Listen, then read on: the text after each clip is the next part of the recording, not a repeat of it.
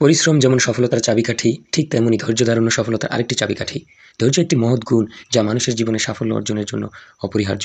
এটি এমন এক শক্তি যা কঠিন পরিস্থিতিতেও মানসিক স্থিতিশীলতা বজায় রাখতে সাহায্য করে। জীবনে প্রতিটি ক্ষেত্রে চ্যালেঞ্জ ও বিপত্তি আসবেই, কিন্তু ধৈর্য ধারণই মানুষকে সেই সব বাধা অতিক্রম করার প্রেরণা যোগায়। ধৈর্য মানুষের চিন্তাভাবনাকে গভীর করে এবং সমস্যা সমাধানে সহায়তা করে।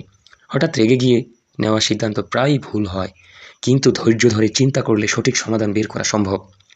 উদাহরণস্বরূপ, একজন কৃষক যখন বীজ বপন করেন, তখন তিনি সাথে সাথে ফলাফল আশা করেন না। তিনি জানেন ফসল ফলাতে সময় লাগে। ঠিক তেমনি জীবনের বড় সাফল্য ধৈর্য ও পরিশ্রমের মাধ্যমে অর্জন করা যায়। ধৈর্য আমাদের ব্যক্তিত্বকে আরও সমৃদ্ধ করে তোলে।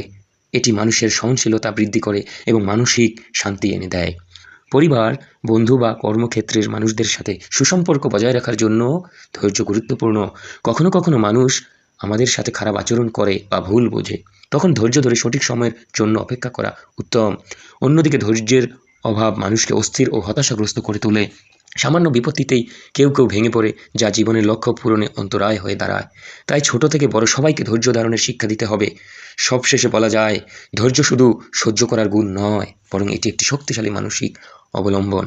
যে ব্যক্তি ধৈর্য ধরতে পারে, সে যে কোনো কঠিন পরিস্থিতিকে সহজেই অতিক্রম করতে সক্ষম হয়। তাই জীবনে সাফল্য ও শান্তি লাভের জন্য ধৈর্য ধারণ একান্তই প্রয়োজন। ধন্যবাদ।